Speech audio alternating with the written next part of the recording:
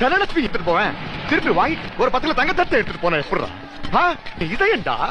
கரெக்ட்ல தனலட்சுமி போனா போயிட்டு போறால, தங்க போனா வருமா? தங்க இல்ல ராக்கெட் மாதிரி யாருது? கமெண்ட் பாக்குமா? தனலட்சுமி ஆகுது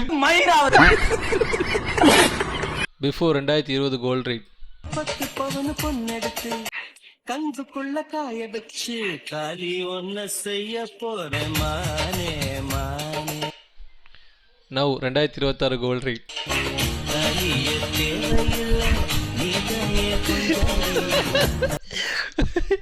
உண்மையிலானா தங்க ரேட் எப்படி ஏறிட்டு இருக்கு தெரியுமால?